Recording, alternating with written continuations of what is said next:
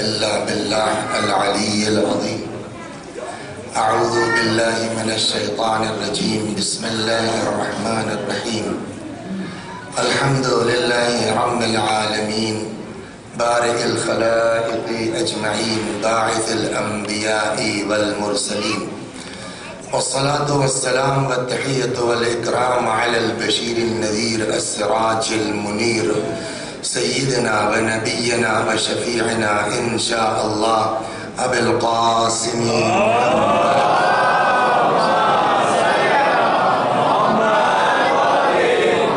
اللهم صل عليه وعلى أهل بيته مظاهر جمالك وجلالك، واللعن على أعدائهم الشاكين فيهم المنحرفين عنهم أجمعين.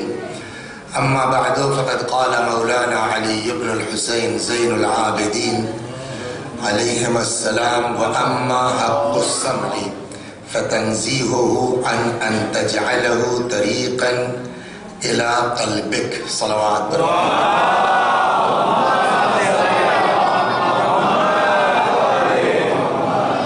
گفتگو ہماری چل رہی ہے ہمارے اور آپ کے چوتھے امام حضرت امام زین العابدین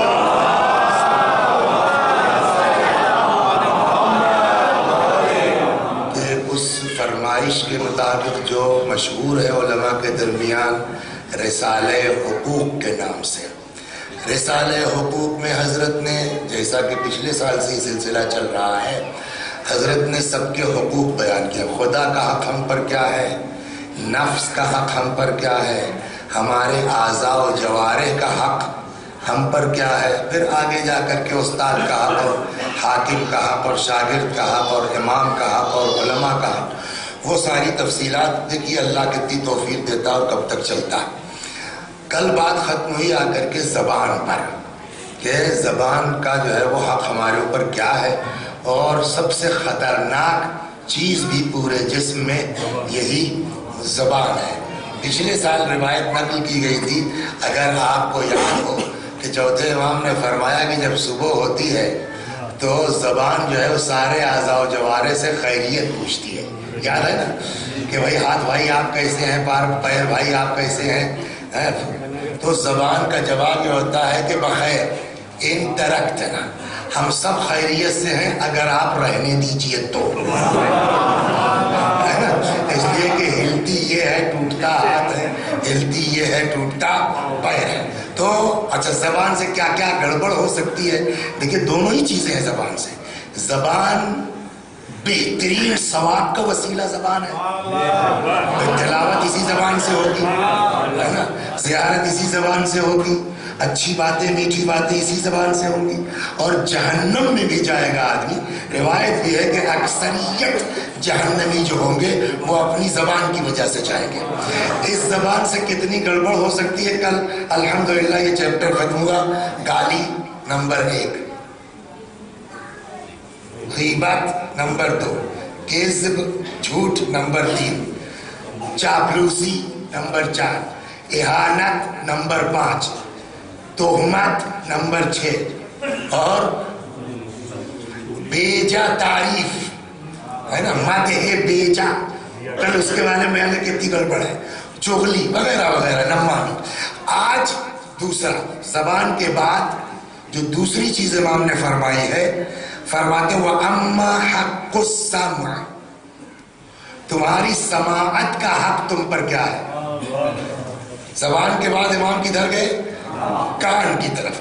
اور کان جو ہے اس لیے بہت زیادہ اہمیت ہے کہ ساری چیزیں جو ہے وہ تعلق رکھتی ہے کس سے؟ دل سے. ساری چیزیں متعلق کس سے؟ دل سے. دل اچھا ہو آدمی اچھا ہے، دل برا ہو آدمی برا ہے نا. لیکن یہ دل کو جو ہے امام فرماتے فَإِنَّهُ بَابٌ إِلَى الْقَلْبِ، یہ دل ہی ہے، جو وہ کان ہی ہے کہ جو دل کا راستہ ہے.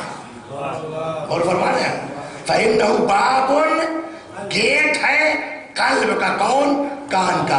لہذا کان کو ایسی طرف نہ لے جاؤ جو تمہارے دل کو برباد کرتے ہیں. صلوات محمد.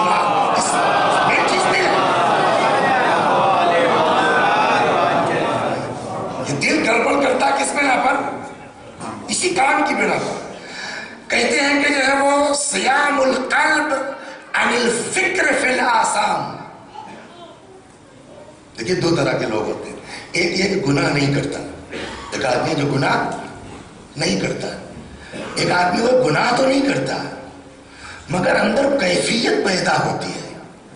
बकौल एक बुजुर्ग बड़ी अच्छी बात कही उन्होंने, लड़कों से शादी वादी के मुताल्लिक के वक्त से शादी करो, ये करो वो करो, तो उन्होंने ये जुमला कहा, माना कि तुम गुनाह नहीं करोगे मगर दिल को गुनाह के तसव्वुर से बचा नहीं सकते हो जब तक शादी नहीं कर लोगे। तो ये दिल है ना, इसीलिए इसको बहुत अहमियत दी गई है। चुनांचे रिवायत में सियामुल क़ल्ब अनिल फ़िक्र फ़िल आसाम, गुनाहों की सोच से, फिक्र से दिल का रोकना, सौम यानी रोजा रखना, अफ़ज़ल मिन सियामिल बतन अनिल तआम, पेट के रोजे से ज्यादा बेहतर है, अफजल है दिल का रोजा कि उसमें गुनाह का तसव्वुर ना होने पाए। तो मेन चीज दिल है। चुनांचे जनाब ईसा अलैहिस्सलाम ने अपने हवारियों से जानते क्या कहा, फरमाते इन्ना मूसा इब्न इमरान, इन्ना मूसा नबी अल्लाह, हजरत मूसा ने अमरकुम अल्ला तज़नु, अपने उम्मतियों को मूसा ने कहा जिना मत करो। ये मूसा तक बात थी कि उन्होंने क्या कहा, जिना मत करो। जनाब ईसा कहते हुआ अना आमुरुकुम अल्ला तुहद्दिसु अनफुसकुम अज़्ज़िना, लेकिन अब मैं तरक्की तुमको देता हूं। मूसा ने कहा था अपनी कौम से जिना मत करो, और मैं हुक्म देता हूं कि दिल में जिना का ख्याल मत आने दो। धीरे धीरे तो मेन चीज दिल है। अब इस दिल को बर्बाद करने के जो आले हैं उसमें एक क्या है, कान। ये कान अगर चाहे अच्छी चीज पहुंचा दे आदमी कामयाब है, खराब चीज पहुंचा दे आदमी। चुनांचे नहजुल बलागा, कई बार इन वालों ने रिपीट भी किया, आपके जहन में भी होना चाहिए। नहजुल बलागा में खुतबा है हमारे और आपके मौला अमीरुल मुमिनीन हजरत अली इब्न अबी तालिब सलामुल्लाह अलैह का, जिसमें इमाम ने मुत्तकियों के सिफात बयान किए, याद है ना। उसमें जब कान पर आते हैं तो इमाम ने भी यही फरमाया, ववाक़फ़ू, मुत्तकियों की सिफत, ववाक़फ़ू, मुत्तकी आदमी हर चीज पर कान नहीं लगाता, हर चीज नहीं सुनता। ववाक़फ़ू अस्माअहुम अलल इल्म नाफ़िअ लहुम, मुत्तकी की एक सिफत यह है कि वो अपना कान उस हर इल्म भी नहीं सीखते, कमाल तो यही है। ववाक़फ़ू अस्माअहुम, अपना कान लगाते हैं किधर, अलल इल्म नाफ़िअ लहुम, उस इल्म की तरफ जो उनके लिए नफा बख्श। मतलब क्या हुआ कि मोमिन आदमी पहले गौर करता है हमको पढ़ना क्या है, डिसाइड पहले करता, फिर उस पहले एक रवायत सुनिए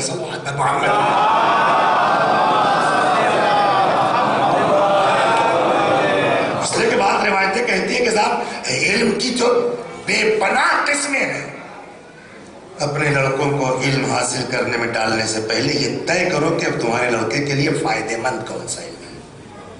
चुनांचे उसूल काफी में एक रिवायत है, सुनिए, बहुत मजेदार है।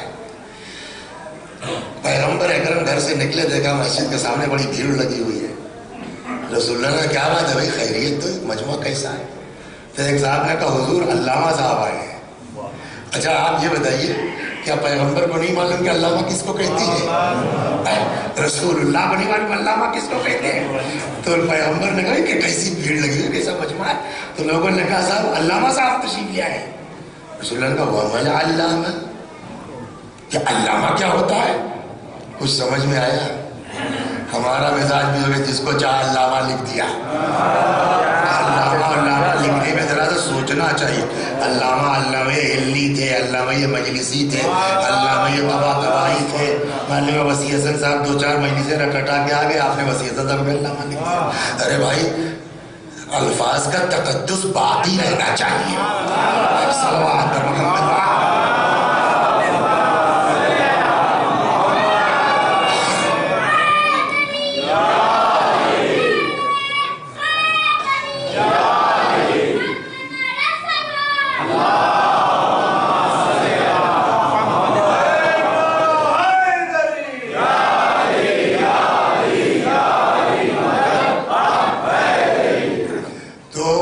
ایک گزارش اور کرتے ہیں، اس لیے کہ آپ تو ہماری طرف دیکھ رہے ہیں، ہم گیٹ تک دیکھ رہے ہیں، تھوڑا تھوڑا جو ہے زحمت فرمائیں گے، آگے تشریف لے آئیے، تو سائڈ میں ہے جگہ اس طرف، آپ لوگ ادھر آ سکتے ہیں جو پیچھے بیٹھے ہیں، تاکہ بات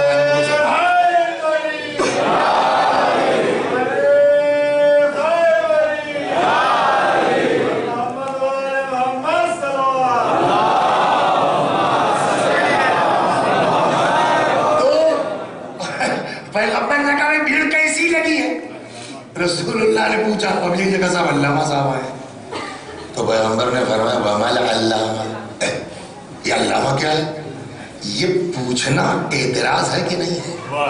مطلب جس کو چاہتے تم لوگ علامہ کہہ دیتے، وَمَا الْعَلَّامَةُ، علامہ کیا ہے؟ اب جواب پبلک کا سنیے کہ صاحب یہ علامہ صاحب جو ہیں وقائع جاہلیت، یعنی جاہلیت یعنی قبل اسلام کے واقعات حالات سے بہت واقف ہیں، اور عرب کے نسب سے بہت واقف ہیں، کہ جو ہے وہ ان کے دادا کون تھے تو ان کی نانی کون تھی، نانی کی نانی کہاں سے آئی تھی، صاحب انساب عرب سے بڑی واقفیت ہے۔ پیغمبر نے فرمایا بھئی یہ علم تو وہ ہے کہ جس کو آتا ہے اس کو کوئی فائدہ نہیں، اور جس کو نہیں آتا اس کو کوئی نقصان نہیں ہے۔ تو اب دین کیا کہتا ہے ٹھیک ہے یہ علم ہے، بٹ وہ والا حاصل کرو جو تمہارے بھی نفع کا ہو، قوم کے بھی نفع کا ہو۔ صلوات در محمد مثلا مثال کے آج ابھی اگر ہماری قوم میں اچھا انجینئر نہ ہو، ہم کو امام باڑے کا نقشہ بنوانا کہاں جائیں گے؟ اپنا رہے گا کچھ تو خیال کرے گا، یار امام باڑے کی بات ہے۔ آج ہم کو کھانسی آ رہی ہے صاحب، زکام ہے، آج اگر اپنی قوم کا کوئی ڈاکٹر ہوگا تو اللہ کے کمرے میں دوا پہنچا دے گا، یہ فائدہ پہنچا نہیں پہنچا کہ آپ کو جا کے لائن لگانی نہیں پڑے گی۔ تو وہ علم حاصل کرو جو تمہارے لیے بھی مفید ہو، قوم کے لیے بھی مفید ہو۔ صلوات پر محمد چل رہی ہے کہ امام نے کیا فرمایا کہ کان کو ادھر مت لگاؤ جو تمہارے لیے فائدے مند نہ ہو، کیوں؟ فَإِنَّهُ بَابٌ إِلَى الْقَلْبِ، اس لیے کہ یہ کان جو ہے وہ گیٹ ہے کس کا؟ قلب کا، اور یہ قلب ہی اگر ٹھیک ہے تو آدمی کامیاب ہے۔ اب ایک آپ کو داستان سناتا ہوں میں آپ کو کہ یہ کان کیا کرتا ہے، صلوات پڑھیے اچھی سے۔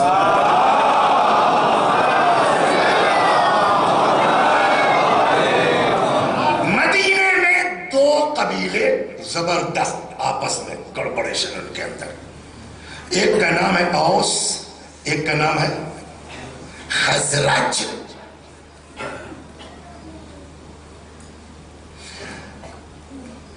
اوس والے جو ہیں خزرج سے نپٹنے کے لیے ان کا پیٹ تھا مکے والوں سے، مکے میں جو کفار تھے ان سے ان کا پیٹ تھا کہ اگر خزرج والے ہمارے ساتھ کوئی گڑبڑ کرتے تو آپ ہم کو سمجھے، اس زمانے کا نیٹو کیا کہتے ہیں اس کو جو تو قبیلہ اوس کا اور مکے والوں کا آپس میں اتحاد تھا خزرج کے خلاف۔ کچھ معاملہ گڑبڑ ہوا، اوس و خزرج میں کچھ اختلاف، لڑائی کی نوبت آئی، تو اوس والوں نے بھیجا مکہ آدمی کہ جاؤ یار بات کرو مکے والوں سے کہ تھوڑا سپورٹ کریں۔ تو ایک شخص ہے جس کا نام ہے اسعد ابن زرارہ، اسعد ابن زرارہ، یہ انصاری، یہ مدینے سے آئے مکے کے کفار سے کہے کے لیے مدد کے لیے کہ خزرجیوں کے مقابلے ہماری مدد کرو۔ اس سے جا کے جو ملے نام اس کا عتبہ تھا ظاہراً، تو اس نے کہا یار تو بڑے غلط وقت پر آ گئے ہو، آج کل تو ہم لوگ خود بڑے ٹینشن میں ہیں۔ نہیں لڑ نہیں رہے، اب سنا رہے کیا چکر ہے، صلوات پر محمد۔ آج کل تو ہم لوگ خود ہی یار ٹینشن میں، کیوں؟ کہا وہ ایک جوان نکل آیا، وہ ہمارے خداؤں کو برا کہتا ہے، اور وہاں جو ہے وہ خانہ کعبہ میں بیٹھ جاتا ہے چند لڑکوں کو لے کر کے، اور ان کو صاحب عجیب عجیب باتیں سکھاتا۔ سنو تم آئے ہو نا، تو ہم لوگ تو اس ٹینشن میں ہیں، بھائی آئی ایم ویری سوری، ہم آپ لوگوں کوئی اب مدد نہیں کر سکتا، ہم تو یہیں پریشان ہیں اپنے کیس لے کر کے، اور تم سے بھی گزارش ہے۔ پتا نہیں کیا اثر ہے اس کی زبان میں یار، وہ جو گیا پھنسا۔ اچھا یہ طواف خانہ کعبہ بہت قدیم زمانے سے ہے، یہ اسلام کی ایجاد نہیں، پہلے سے بھی لوگ اب ان کا طریقہ ہے، لوگ ننگے طواف کرتے تھے، لیکن خانہ کعبہ اور حج کا طواف تھا۔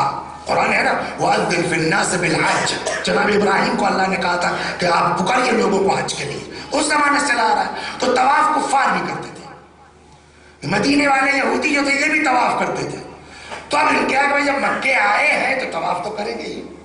تو اس نے جو ہے وہ عتبہ نے سمجھایا کہ یار طواف کرنے جاؤ گے نا ایک کام کرو، کان میں اپنے روئی ڈال لینا، سمجھے، اس کی بات مت سننا، تم بھی برباد ہو جاؤ گے۔ صلوات یہ جملہ سن لینا، فَإِنَّهُ بَابٌ إِلَى الْقَلْبِ، یہ کان دل کا گیٹ ہے، دل کا دروازہ ہے۔ یہ صاحب چلے گئے تو ان کی نظر پڑ گئی سامنے رسول اللہ پر کہ چند لوگ بیٹھے ہیں اصحاب میں سے اور پیغمبر ان کو تعلیم فرما رہے ہیں۔ تو یہودی لوگ اپنی کتابیں پڑھے ہوئے ہیں، ان کو پتا ہے کہ جناب موسیٰ بھی کہہ کے گئے ہیں، عیسیٰ بھی کہہ کے گئے ہیں کہ ایک نبی آنے والا ہے اسمہ احمد، جس کا نام احمد ہے۔ تو انہیں دیکھا کہ تاڑ تو گیا یار یہی ہے لگتا ہے، لیکن کان میں روئی ہے۔ ایک شوط، ایک راؤنڈ پورا ہوا، اس کے دماغ میں آیا کہ یار میں جب واپس مدینے جاؤں گا تو وہاں پبلک پوچھے گی کوئی نئی بات، آج کل آپ کہیں سفر سے آئیے تو ہوتا نہیں ہوتا، تو میں کیا کہوں گا مدینے والوں سے، ایسا ایسا ہو گیا اور وہاں ایک پیغمبر پیغمبری کا دعویٰ کرتا ہے اور یہ ہے، اس لیے وہ لوگ تو پوچھیں گے کہ کیا کہتا ہے، تو میں کیا کہوں گا کہ صاحب میں نے کان میں روئی ڈال لی تھی، لوگ میرا مذاق نہیں اڑائیں گے۔ صلی اللہ علیہ وسلم میں اگر کہتا ہوں یہ کان کیا کرتا ہے میں پھنس جاؤں گا۔ تو اس نے کیا کیا صاحب، کان سے روئی نکالی، مجھ کو اپنے اوپر کمانڈ ہے، نہیں جو ہے ان کی بات مانوں گا، لیکن کم از کم سنوں تو وہ کہتے کیا ہے، جا کے مدینے والوں کو بتائیں گے تو۔ خیر اپنا طواف پورا کر کے آ کے بیٹھ گیا۔ ہاں صاحب فرمائیے، سنا ہے کہ جو ہے وہ آپ کہتے ہیں کہ ہم اللہ کے بھیجے ہوئے رسول ہیں، کیا کہتے ہیں؟ اب جب اس نے کہا کہ آپ کیا بتاتے ہیں، کیا تعلیم ہے آپ کی؟ دیکھیے ہم کو بھی گویا قرآن سکھا رہا ہے اسٹارٹنگ کیسے کرنا چاہیے، سمجھ گیا؟ ہنر تبلیغ سب سے اہم چیز ہے، صلوات محمد۔ پیغمبر نے کچھ نہیں کیا، صرف سورہ انعام کی 151 اور 152 یہ دو آیتیں جو کامن ہیں اس کو سنا دیا، وہ سنیا۔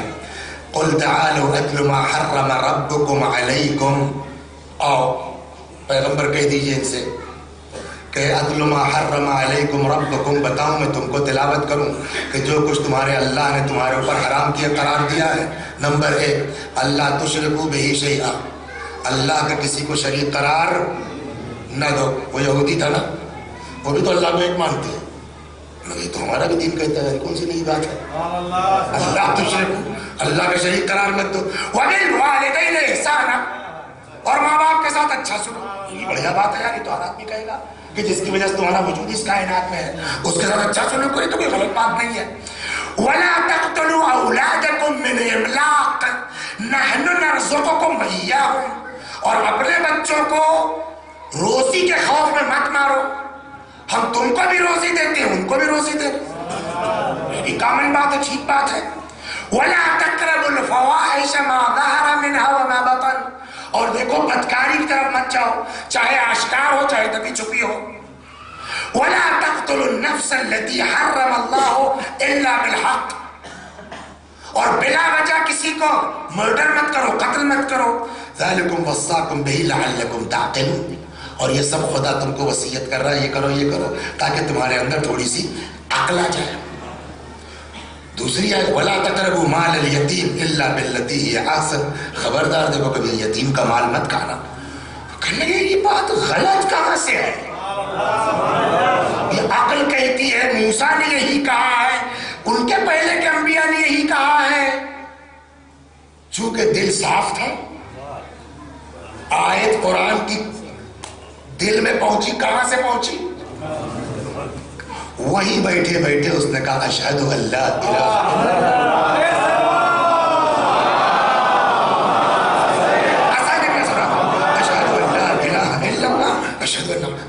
گیا, کلمہ پڑھ لیا.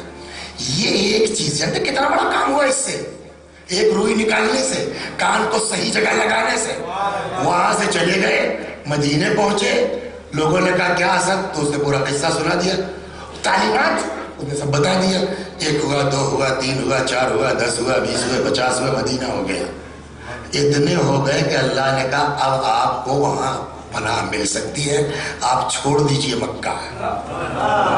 سچا, وہ ہجرت کر کے مدینے چلے گئے. تو اس پورے اسلام کو ترقی جو ملی ہے ایک کان کے صحیح استعمال کی وجہ سے.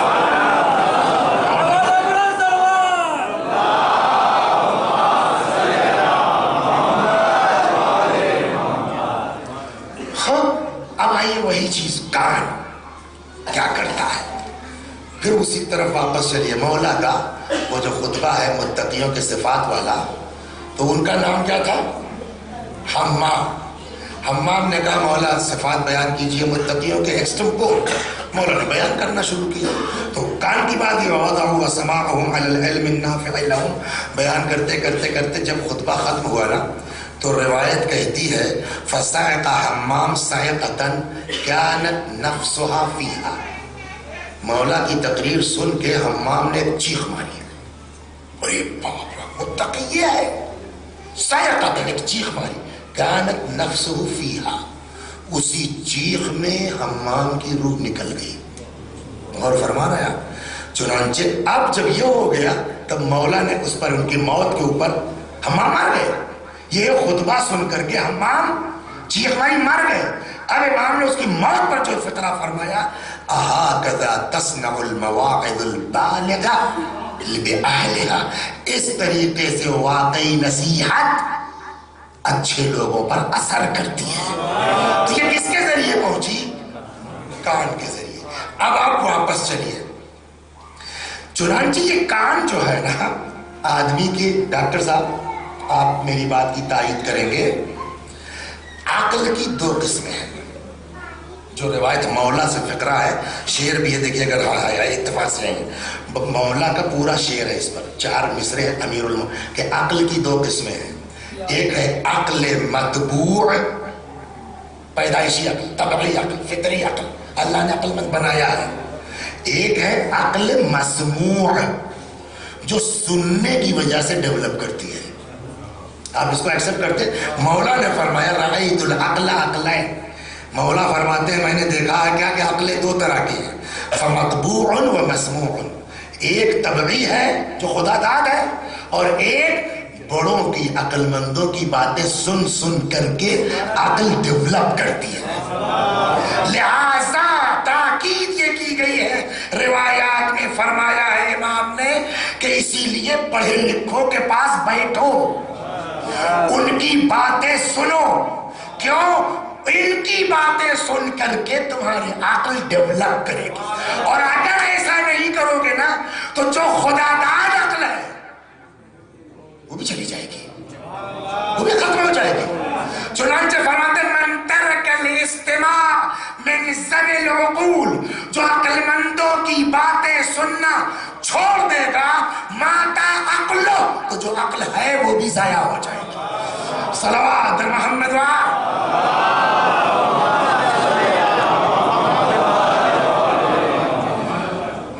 لہذا امام نے کیا فرمایا اس کام کے لیے, لگاؤ اچھی چیز کی طرف. ایک اور فقرہ امام علیہ السلام کا ہے, من لا یحضرہ الفقیہ, کتاب کا نام ہے, جلد نمبر 2 صفحہ 376, حدیث نمبر 1626. چوتھے امام کا فقرہ وہاں الگ عنوان سے ہے. فرماتے تنزیہہ عن سماع الغیبہ, اپنے کان کو پاک کرو. کاہے سے, غیبت کے سننے سے. جیسے زبان پکڑی جائے گی غیبت کرنے سے نا, ویسے ہی کان بھی برباد کرے گا غیبت سن کے. وَالسَّمَاعِ مَا لَا يَحِلُّ السِّمَاعُ, اور وہ چیزیں جن کا سننا حلال نہیں ہے اس پر کان مت لگاؤ. ابھی تو تم معمولی سمجھ رہے ہو نا, ابھی ہلکا معاملہ ہے, مگر چونکہ باب الی القلب ہے, دھیرے دھیرے دھیرے دھیرے. ایک روایت سنیے آپ, صلوات پر محمد.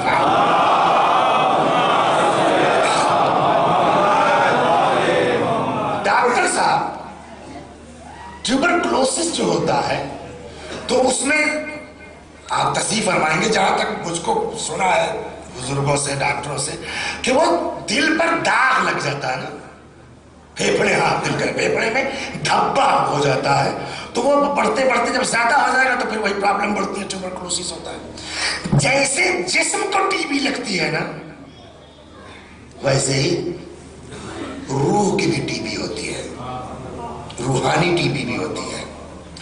और वो टीबी जो है रूहानी वाली, उसमें फेफड़े में दाग नहीं लगता, इसीलिए मैंने गलत जुमला कहा था।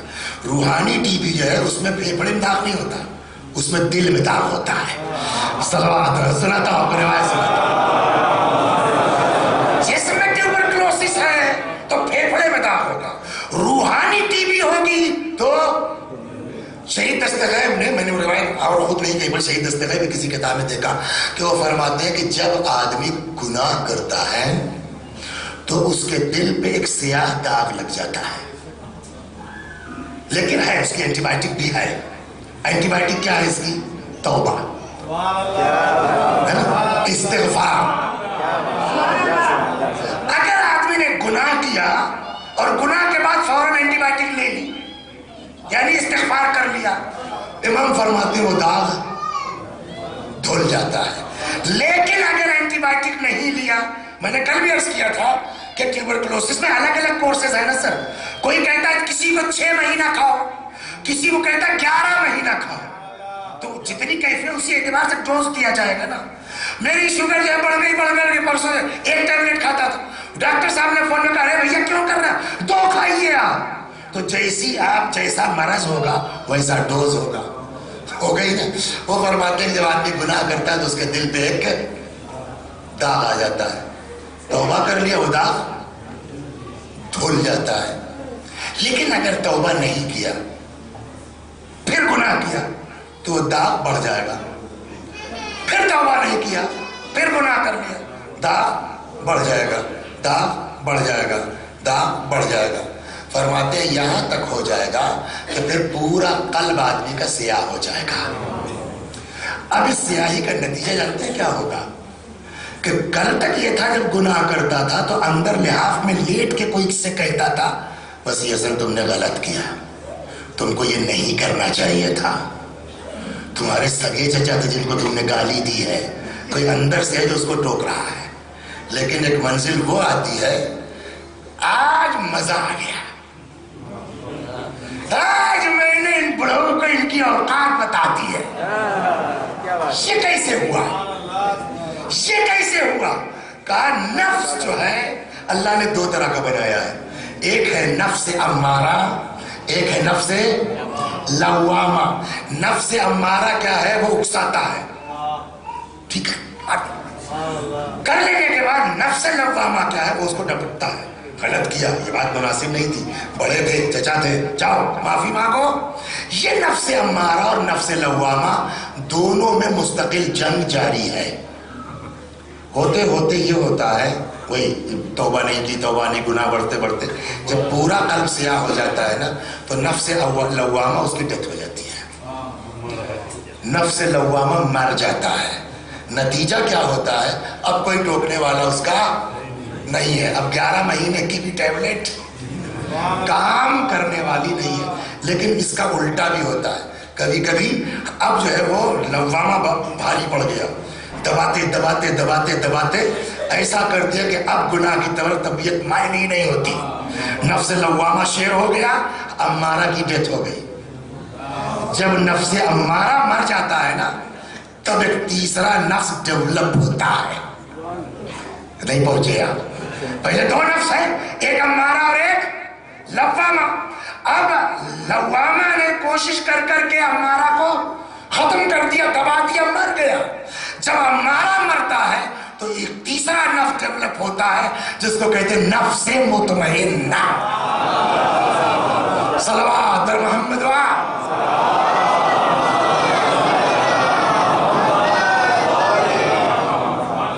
कितने लोग हैं उनके सामने आप बकरा ज़बह कीजिए मुंह फेर लेते हैं, होता है नहीं होता? उनके सामने आप मुर्गी काट के मुंह फेर लेते हैं, ऐसे अफराद है नहीं है? और ऐसे भी लोग तारीख में ایسے بھی لوگ تاریخ میں ہیں. سنا دو موضوع سے ہٹ جائے گی مگر بات سن، یہ بہت عجیب ہے. واقعہ صلوات پر محمد.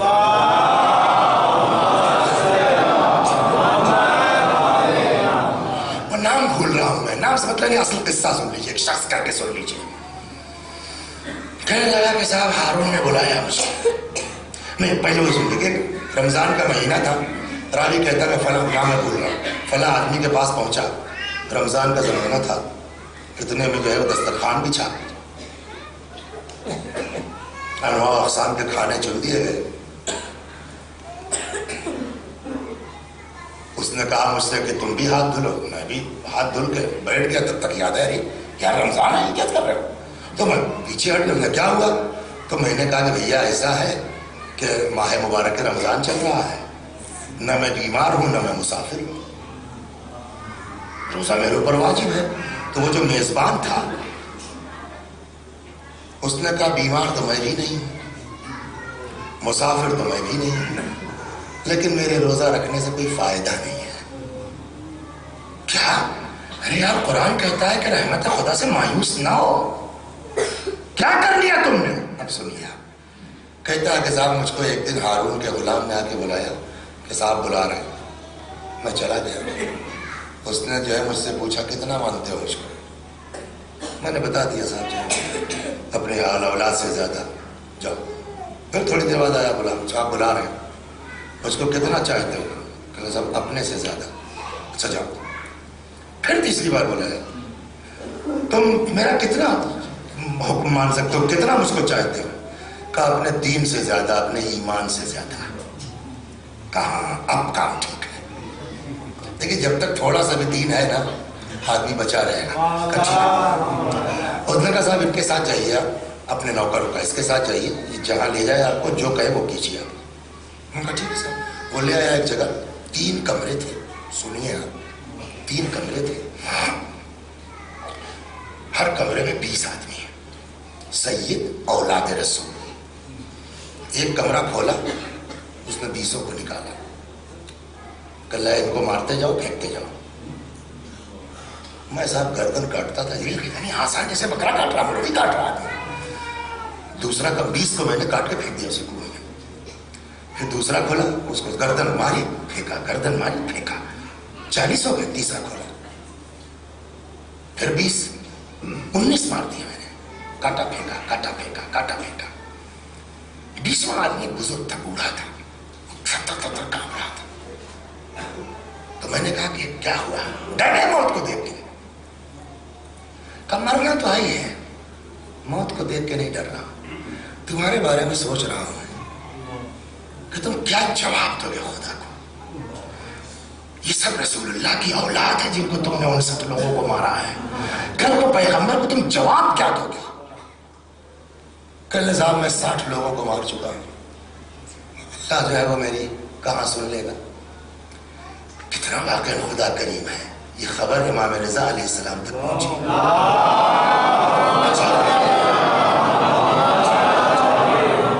ہارون کے زمانے میں امام رضا علیہ السلام کا زمانہ تھا. یہ خبر امام رضا علیہ السلام تک پہنچی.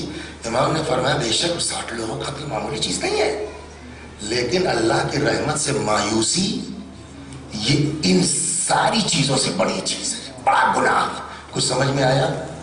تو مایوسی سے بڑھ کے کچھ نہیں ہے کہ اللہ کی قل یا عبادی الذین اسرفوا علی انفسہم لا تقنطوا من رحمت اللہ. اللہ کی رحمت سے مایوس نہ ہو. قرآن کہتا رحمت الہی سے صرف ظالم مایوس ہوتے ہیں. لیکن یہ بتائیے یہ آدمی کیا اس کا دل اتنا ہی پتھر تھا جب پیدا ہوا تھا؟ دھیرے دھیرے گناہ کرتے کرتے کرتے ظالم کی نوکری کرتے کرتے اس حد تک پہنچا کہ 60 سیدوں کو مار دیا، اثر نہیں ہے. ہو گئی بات. یا حجاج، معلوم ہے حجاج ابن یوسف الثقفی ملعون، 1,20,000 قیدی تھے اس کے قید خانے میں، جس میں جو ہے وہ 80,000 مرد، بقیہ عورتیں. ایک بھی یہودی نہیں تھا، ایک بھی عیسائی نہیں تھا، سب محبان علی. قتل ہوتا تھا، سمجھے آپ، مومنین کے سروں کے اوپر باقاعدہ ان کے جنازوں کے اوپر دسترخوان بچھتا تھا. اتنا سخت آدمی کیسے ہوتا ہے؟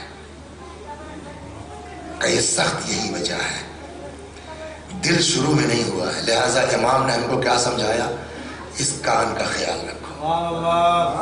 بس میں اپنے بچوں سے، میں نے پہلے بھی کہا، کل بھی کہا، آج بھی کہا کہ یہ میری مجلس سے آپ لوگوں کے معیار کے مطابق نہیں ہے، لیکن یہ ہمارے چھوٹے بھائی، ہمارے بچے، ان سے گزارش کرتا ہوں، خود اپنے لیے اللہ سے دعا کرتا ہوں خدا توفیق دے ان کانوں کو۔ آپ گئے دکان پر نا، موبائل خرید لیا، اسے 2-3 ڈاؤن لوڈ کروا دیا، تو بتائیں تو کوئی بہت چھوٹی سی چیز ہے نا، لیکن باب القلب، دھیرے دھیرے جب دل یہ سخت ہو جائے گا اور ایک منزل پہنچ جائے گا، جب پورا دل کالا ہو جائے گا نا، پھر کوئی اینٹی بائیوٹک کام نہیں کرے گی۔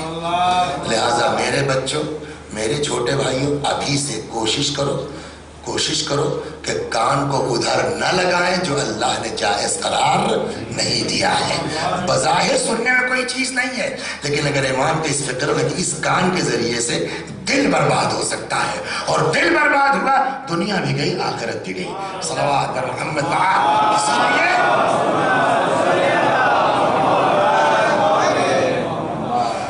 اسی لیے جیسے غیبت کرنا حرام قرار دیا گیا ہے، اب یہاں سے بات آتی ہے، جیسے غیبت کرنا حرام ہے ویسے ہی غیبت کا سننا حرام۔ 2-3 حدیثیں سنیے۔ فَنَزِّهُ أَسْمَاعَكُم مِّنْ اسْتِمَاعِ الْغِیبَةِ، اپنے کان کو پاک کرو کاہے سے؟ غیبت سننے سے۔ فَإِنَّ الْقَائِلَ وَالْمُسْتَمِعَ، غیبت کرنے والا اور غیبت سننے والا شریکان فی الاثم، دونوں گناہ میں برابر کے حصے دار ہیں۔ چنانچہ دوسری حدیث پیغمبر فرماتے ہیں السامع للغیبہ احد المغتابین، غیبت سننے والا غیبت کرنے والے کے مثل ہے، گویا کہ وہ غیبت کرنے والا ہے۔ الغیبۃ اسرع فی دین الرجل المسلم من الآکلۃ فی جوفہ، جیسے کھانا آدمی کے شکم میں جا کر کے اس کے لیے جو ہے وہ قوت کا سبب بنتا ہے نا، اس کے جسم کی صحت کا سبب بنتا ہے، کہ اس سے زیادہ تیز غیبت انسان کی روح کو برباد کرنے کا کام کرتی ہے۔ صلوات پر محمد الغیبۃ تأکل الحسنات کما تأکل النار الحطب، غیبت انسان کی نیکیوں کو اس طرح برباد کر دیتی ہے جیسے آگ لکڑی کو۔ من غضب عنده اخوه المسلم، یہ سنیے آپ، سننے والے کے لیے ہے۔ کسی کے سامنے کسی کی غیبت ہو رہی ہے، یہ بیٹھے ہیں، یہ بیٹھے ہیں، یہ بیٹھے ہیں، میں بیٹھا ہوں، مولانا وسیع حسن صاحب نے جو ہے وہ پیش نواز صاحب کی غیبت شروع کر دی 10 لوگوں کو بیٹھا کر کے، کیا صاحب جو ہے وہ نہ قرآن پڑھنا آتا ہے، نہ تلاوت کرنی آتی ہے، نہ یہ آتا ہے، نہ وہ آتا ہے، اور ابھی بیچارہ پڑھ چکا ہے، اتنی بہترین آواز، اتنی فرسٹ کلاس ہے نا۔ اب یہ جو 3 لوگ بیٹھے ہیں ان کی ذمہ داری کیا ہے؟ ان کی رسپانسبلٹی کیا ہے؟ دیکھیے دونوں صورت ہے۔ ایک صورت تو یہ ہے کہ وسیع حسن صاحب جو ہے وہ اتنے بدمعاش ہے، ایسا گنڈا ہے معاذ اللہ کہ صاحب اس کے مقابلے میں کچھ بولنا موت کو دعوت دینا ہے، تب کوئی بات نہیں ہے، چپ رہو، اندر سے استغفار کرتے رہو، توبہ کرتے رہو، پروردگارہ تو جانتا میں مجبور ہوں، میں نہیں کچھ کر پاؤں گا اس کے مقابلے میں۔ لیکن اگر آپ ٹوک سکتے ہیں، بول سکتے ہیں، اس بیچارے کی جس کی غیبت ہو رہی ہے اس کی نصرت کر سکتے ہیں، مدد کر سکتے ہیں، نہیں صاحب غلط ہے، میں نے سنا ہے صاحب اتنی بہترین تلاوت کرتا ہے وہ آدمی، کر سکتے ہیں، اور نہیں کیا آپ نے، کیا حشر ہوگا وہ حدیث سنی، آگے بڑھتا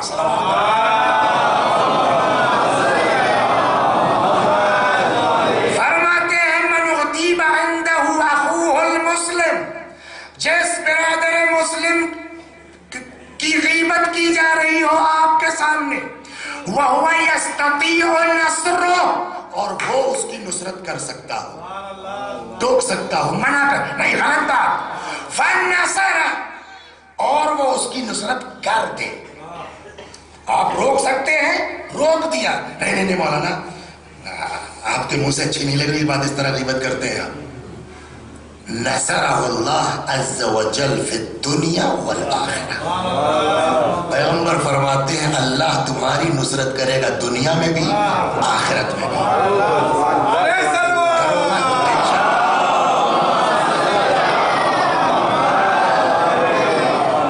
فَإِنْ خَذَلَهُ وَهُوَ يَسْتَطِيعُ النَّصْرَ. لیکن اگر غیبت ہوئی آپ نصرت کر سکتے اور سنو تو اور اس پر شوق ہے کہ میں بہت بڑا قاری ہوں. اس میں ایک فقرہ اور بھی لگا دیا وسیع صاحب کے ساتھ ہے نا. تو فَإِنْ خَذَلَهُ وَهُوَ يَسْتَطِيعُ النَّصْرَ. اگر اس کو بے عزت کر دیا تم نے جبکہ نصرت کر سکتے تھے. خَذَلَهُ اللَّهُ فِي الدُّنْيَا وَالْآخِرَةِ. اللہ تم کو دنیا میں بھی ذلیل کرے گا, اللہ آخرت میں بھی ذلیل کرے گا. یہ معمولی چیز نہیں ہے, یہ چھوٹی چیز نہیں ہے. چنانچہ ایک شخص نے مولا سے پوچھا, ہر کہی ہوئی بات, یہ بھی ذہن میں رکھ لیجئے, ہر بات جو سنتے ہیں نا جلدی یقین نہیں کرنا چاہیے, سیدھی بات.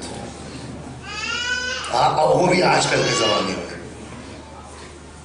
قرآن کہتا ہے کہ جو ہے وہ لا تقف ما لیس لک بہ علم.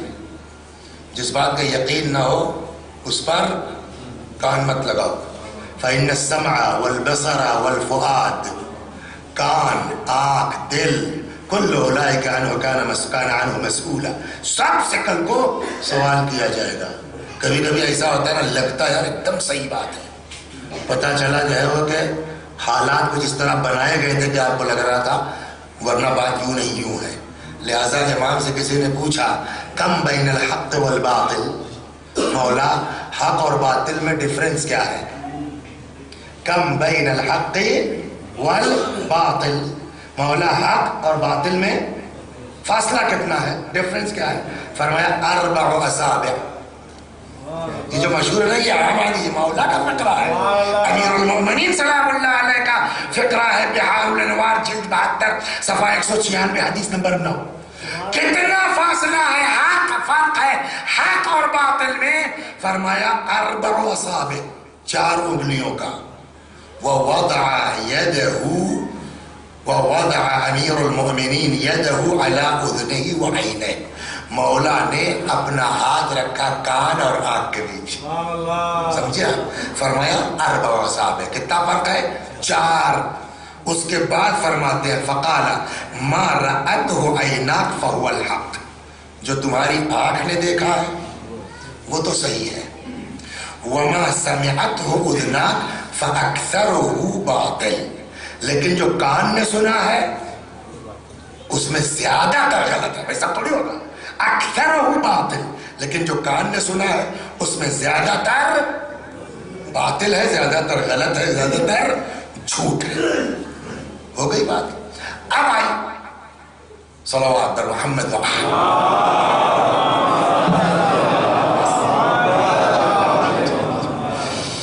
ایک اور صلوات پر محمد.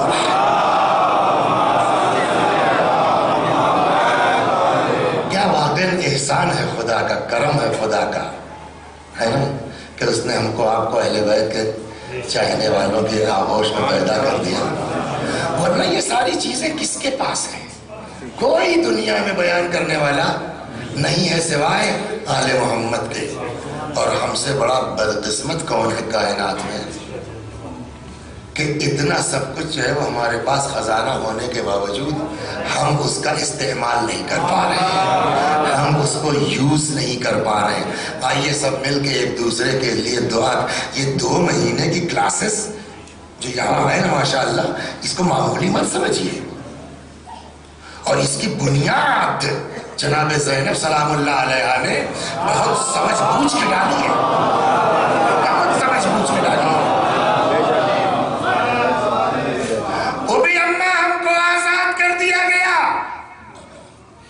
دیکھیے زبان اور کان دو نے کتنا بڑا کارنامہ کیا ہے شام میں. زبان کس کی تھی؟ اہل بیت کی. امام سجاد علیہ السلام, جناب زینب, جناب ام کلثوم, جناب فاطمہ, ہے نا, کبرا, ان لوگوں کی زبان تھی. راستے میں کوفہ, شام, پھر جو ہے شام کے اندر, اور اب سماعت. کتنا فرق آیا ہے اگر اس زبان کا صحیح استعمال ہو جائے. کان کو صحیح طرف لگا دیا جائے. فرق سناتا ہوں آپ کو، مجلس ہو گئی، ہم کو آزاد کر دیا گیا ہے. یزید کہتا ہے آپ پہ اپنا اختیار ہے، چاہے یہاں رہیے چاہے چلے جائیے. جناب زینب کو کیا کہنا چاہیے تھا؟ ڈاکٹر صاحب، بھیا کی لاش بے کفن چھوڑ کے آئی تھی، جلدی سامان سفر تیار کراؤ، بھیا کی زیارت کو جائیں گے، ہے نا؟ اور بڑی اہمیت زیارت کی، اس میں کوئی شک. چھٹے امام یہاں تک فرماتے ہیں کہ اگر اللہ نے کسی کو نوازا ہو جا سکتا ہے اور نہ جائے زیارت پر.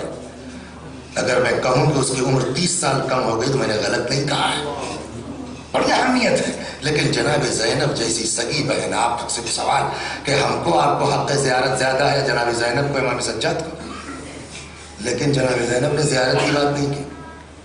فرمایا بیٹا ان سے کہہ دو مکان خالی کرا دے. جب سے میرا بھائی مارا گیا ہے میں نے اپنے بھائی کا ماتم نہیں کیا. ہو گئی نا بات؟ سوال یہ جو مجلس کر رہی ہے جناب زینب، یہ کربلا میں نہیں ہو سکتی تھی؟ جیسے اتنے دن برداشت کیا ہے، 1 ہفتہ اور برداشت کر لیں. کربلا پہنچ جائیں گے، وہاں زیارت بھی ہوگی، مجلس بھی ہوگی. مجلس بامقصد ہونا چاہیے. بے مقصد سے کیا فائدہ؟ وہاں کربلا میں جا کر کے ہم لوگ 4 آدمی روئیں گے پیٹیں گے بس نا. اصل مقصد کیا ہے میرے بھیا کا، وہ پورا ہونا چاہیے. خیر مکان خالی ہو گیا. اب ایک سوال، رک جائیے، ہاں رک جائیے، ایک سوال. جناب زینب نے زیارت کے اوپر مجلس کو ترجیح کیوں دی؟ آپ کے ذہن میں ہونا چاہیے. میدان غدیر میں 1,20,000 نیئر اباؤٹ پبلک تھی، ہے نا؟ پیغمبر نے کہا من کنت مولا فہذا علی مولا. ہو گئی بات. ودن 30 ایئر، کوفے کی بات ہے، امیر المومنین تقریر کر رہے ہیں، خود ان کی زندگی کی بات ہے، مرنے کے بعد کی بات نہیں ہے، شہادت کے بعد کی نہیں. تم تھے غدیر میں، تم نے سنا نا پیغمبر نے میرے بارے میں کہا من کنت مولا فہذا علی مولا، ہے نا؟ اس نے مولا کے بولے کہ صاحب یاد نہیں آ رہا ہے صاحب.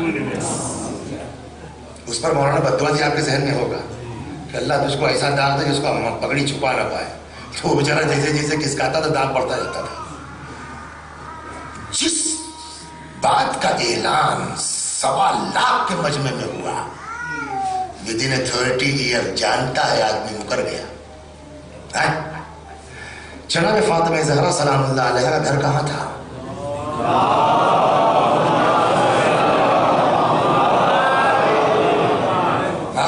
مدینے میں نا؟ نہیں مدینے میں کہاں؟ انٹیریئر میں کروت، بالکل آخر کنارے جا کر کے. مسجد نبوی یعنی مرکز شہر. مسجد نبوی کا مطلب مرکز شہر میں نا. ہارٹ آف سٹی کیا بولیں گے اس کو؟ مجھ کو انگریزی نہیں آتی. ہارٹ آف سٹی میں فاطمہ کا گھر تھا، جلا دیا گیا. نہیں معلوم کسی کو؟ نہیں پتا کسی کو؟ آج آپ بات کر کے دیکھیے. بھائی آپ کیسی بات کرتے ہیں؟ بھلا چاہے نبی کی بیٹی کر کے چل جائے گا. سمجھ میں نہیں آتا. جو کام 1.25 لاکھ کے مجمع میں ہوا اس کو بلا دیا گیا. جو کیس ہارٹ آف سٹی میں ہوا اس کا انکار ہو گیا، ہے نا؟ کربلا میں کتنے لوگ تھے؟ صحرا بیابان جنگل، کوئی آدمی نہیں. جن لوگوں نے حرکت کی وہ تو چاہیں گے ہی ختم ہو جائے نا، تب جائے. آپ یقین کیجئے جناب، کربلا کا واقعہ امام حسین کی شہادت کا حشر غدیر سے برا ہوتا. جناب فاطمہ کی مصیبت سے بڑا برا حشر ہوتا ہے اس کا. آج اگر کوئی کہتا صاحب امام حسین کو کیا یار کیسی بات کرتے ہو، بڑا یہ کیسے ممکن ہے، نبی کے نواسے جس میں گھوڑا کون دوڑا ہے، دماغ خراب ہے تمہارا، کسی کی سمجھ میں نہ آتا. جناب زینب نے سوچا زیارت بعد میں کروں گی، بھیا کی قربانی کا بیمہ پہلے کروں گی. اور فرما رہے ہیں آپ، آج انہی مجلسوں کا صدقہ ہے. اس کو معمولی مت سمجھیے. جتنا جو ہے وہ کنٹریبیوٹ کر سکتے ہیں اتنا شریک ہوئیے آپ. ان مجلسوں کا آدمی مجلس کرے یا نہ کرے، لیکن ان مجلسوں کا طفیل ہے کہ کوئی حسین کے واقعے کا انکار کرنے والا نہیں ہے. آپ غور کریں، فاطمہ کی مصیبت کا انکار ہے، غدیر کا انکار ہے، کربلا کا انکار. یہ کس کی حکمت عملی ہے؟ جناب زینب کی. نمبر 1. اور وہ جو فوری فوری اثر ہوا ہے اور مجلس تمام. 1 ہفتہ مجلس کی شہزادی نے سلام اللہ علیہ. کتنے دن؟ 1 ہفتہ 7 دن. اگرچہ آج چہلم کا دن نہیں ہے لیکن آپ سنڈے کو عام طور پر چہلم کے بعد والے سنڈے کو چہلم کا جلوس نکالتے ہیں. لہذا اسی اعتبار سے میں ادھر جانا چاہ رہا تھا کہ بھی آپ جلوس کر کے آئے بنام چہلم. کیا ہوا چہلم کے دن؟ کل جب یہ قافلہ آیا تھا شام میں تو یہی شام کے لوگ تھے تماشا دیکھنے آئے تھے. 1 ہفتہ مجلس کی جناب زینب نے ہے نا 1 ہفتہ کل. اور بقیہ وہ جناب امام سجادہ خطبہ جناب زینب خطبہ وہ تو اپنی جگہ آئی ہے. آزادی کے بعد 1 ہفتہ کل مجلس ہوئی ہے. 1 ہفتے کے مجلس نے اتنا انقلاب برپا کیا ہے نا کہ روایتیں کہتی ہیں بزرگ عالم تھے خدا غریب رحمت کرے جناب اشتہار تھے. انہوں نے لکھا ہے کہ ایک عورت ایسی نہیں تھی مدینہ شام میں جب یہ قافلہ جانے لگا جس کے جسم پر سیاہ لباس نہ رہا. جب یہ قافلہ کل آیا تھا تو سب تماشا دیکھنے آئے تھے.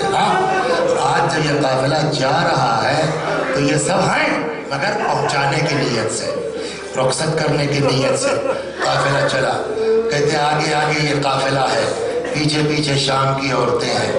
ایک وقت وہ آیا کہ جب قافلہ آگے بڑھ جائے شام کی عورتیں واپس ہو جائیں کہ روایت کہتی شہزادی نے اپنی ہماری روکی محمل کا پردہ ہٹایا ایک نگاہ ڈالی شام کی عورتوں کی طرف. فرماتی ہے ایک زمانے تک ہم تمہارے بیچ رہے ہم جا رہے ہیں تم سے کچھ نہیں مانگتے صرف ایک خواہش ہے کہ جب ہم آئے تھے ہمارے ساتھ 4 برس کی بچی تھی جس کو بلبل حسین کہتے تھے. سب سے زیادہ اپنے وطن کو بچی یاد کرتی تھی. ہم تو جا رہے ہیں یتیمہ کو قید خانے میں چھوڑے جاتے ہیں تم سے کچھ نہیں مانگتے بس اتنی خواہش ہے ہماری بچی کو اکیلا نہ چھوڑ دینا ہماری بچی کو تنہا نہ چھوڑ دینا کبھی کبھی آ کے اس کی قبر پر ایک شمع روشن کر دینا. قافلہ آگے بڑھ گیا قافلہ آگے بڑھ گیا. امام زین العابدین علیہ السلام فرماتے ہیں ایک ایسی منزل پر قافلہ آیا جہاں سے 2 راستہ تھا. ایک ڈائریکٹ مدینہ جاتا تھا ایک گھوم کے کربلا ہوتا ہوا جاتا تھا. وَقُلْنَا بِالدَّلِيلِ مُرَّ بِنَا عَلَى طَرِيقِ کربلا. ہم نے اپنے رہنما سے کہا کہ سیدھا والا نہیں اس راستے سے چلو جو کربلا ہوتا ہوا جاتا ہے. مُرَّ بِنَا عَلَى طَرِيقِ کربلا ادھر سے چلو جدھر سے جو قافلہ کربلا ہوتا ہوا جاتا ہے. قافلہ کربلا کی طرف بڑھ گیا یہاں تک کہ 20 سفر کی تاریخ آ گئی. چہلم کا دن آ گیا. ادھر واقعہ یہ ہوا کہ رسول اللہ کے بزرگ صحابی جناب جابر ابن عبداللہ انصاری آئے ہیں مدینے سے. کوفے پہنچے کوفے میں ایک آدمی اس کے یہاں مہمان رہے وہاں سے پھر کربلا آئے اپنے غلام کے ساتھ. فرات میں جا کے غسل کیا تیاری کی آگے قبر حسین کے سامنے کھڑے ہوئے حسین کو سلام کیا السلام علیک یا ابا عبداللہ. اس کے بعد کہنے لگے حبیبی حسین اے حسین میں بچپنے سے تم کو جانتا ہوں. حسین میرے حسین آج تک ایسا نہیں ہوا میں نے کبھی آپ کو سلام کیا ہو اور آپ نے میرا جواب نہ دیا.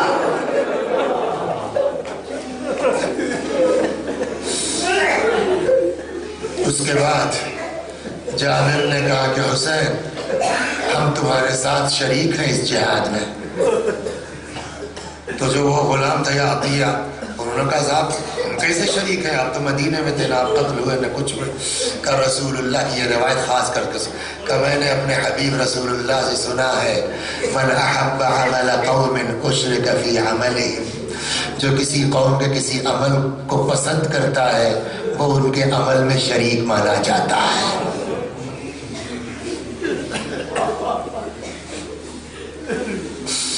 اتنے میں کہتے ہیں کہ آواز آنا شروع ہوئی.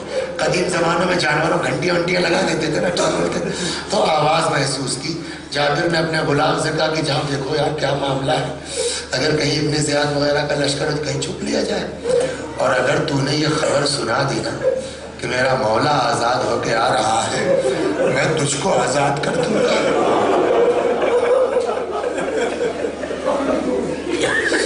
تھوڑی دیر کے بعد دوڑا ہوا غلام آیا, کہا کہ جابر امام سجاد چلے آ رہے ہیں اپنی بہنوں کے ساتھ. آخر عمر میں جابر بیچارے نابینا بھی ہو گئے. تو اب تو آپ ٹی وی بھی دیکھتے ہیں نا, میڈیا کا زمانہ. آج 1400 برس کے بعد جو لوگ کربلا چاہتے,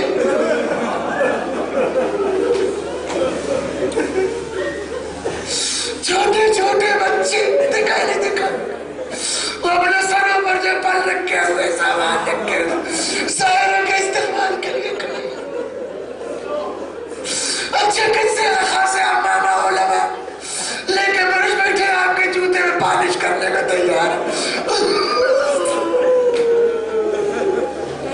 کیوں میرے حسین کا ظاہر, میرے مولا کا ظاہر.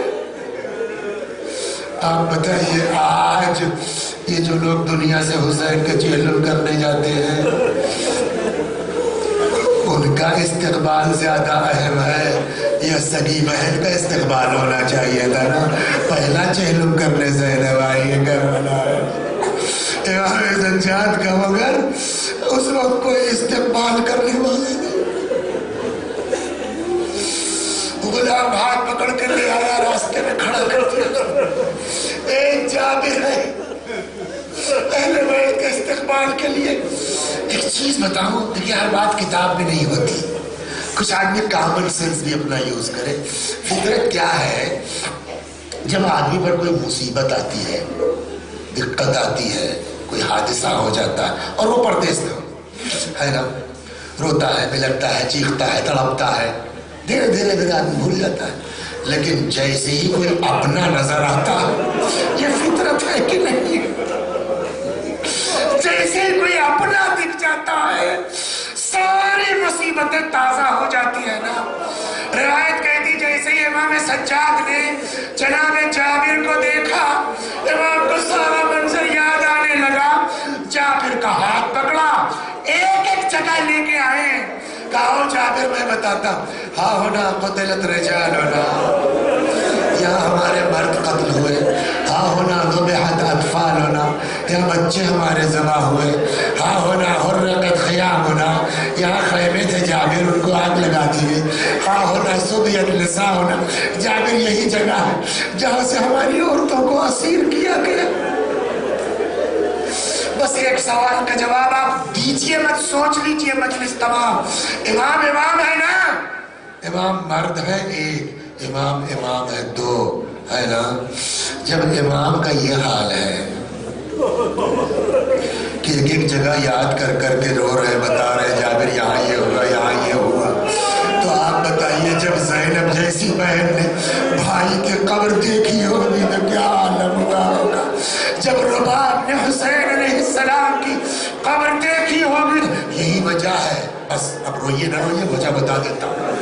پتہ ہے یہ قافلہ کربلا, آج جو لوگ ظاہر جاتے ہیں نا 20 دن کا 22 دن کا جو بھی ہو, اس میں سب سے زیادہ قافلے والا آپ کو کہاں ٹھہراتا ہے؟ کربلا ہے نا. نجف میں 4 دن رکے, قم میں 1 دن رکے, مشہد میں سب سے زیادہ کہاں رکتا ہے آدمی؟ 1 ہفتہ ہے, 10 دن کا کربلا میں نا. آپ جاتے ہیں یہاں ہفتہ بھر رہتے ہیں کربلا میں. آپ کو پتہ ہی جو 20 تاریخ کو قافلہ پہنچا ہے, امام سجاد نے کب کہا چلو؟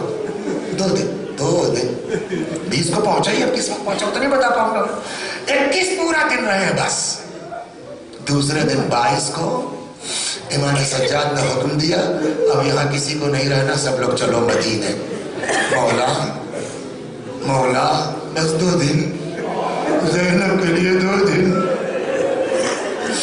رباب کے لیے 2 دن.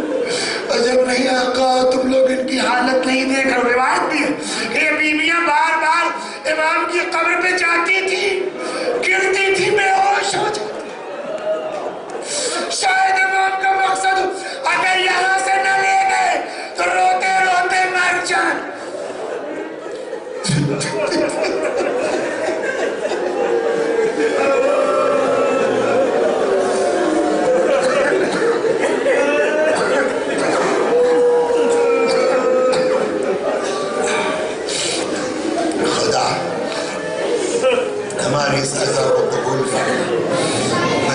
اعزائے اہل بیت کی توفیق کا رحمت فرما۔ یا اللہ ہمارے گناہوں کو بخش دے، ہمارے ماں باپ کے گناہوں کو بخش دے، ہمیں اعمال صالحہ کی توفیق کا رحمت فرما۔ جب تک زندہ ہے در اہل بیت سے وابستہ رکھ، مرنے کے بعد جوار معصومین میں نگاہ کر رحمت فرما۔ اولاد کا نہ ہونا ایک عیب ہے، اولاد کا نالائق نکل جانا ہزار عیب ہے۔ خدا بحق حسین بحق علی اکبر ہماری اولاد کو، ہماری ازواج کو ہماری آنکھوں کی ٹھنڈک قرار دے، انہیں ہماری نجات کا ذریعہ قرار دے۔ آپ حضرات سے گزارش ہے ایک بار سورہ حمد اور سورہ توحید کی تلاوت فرما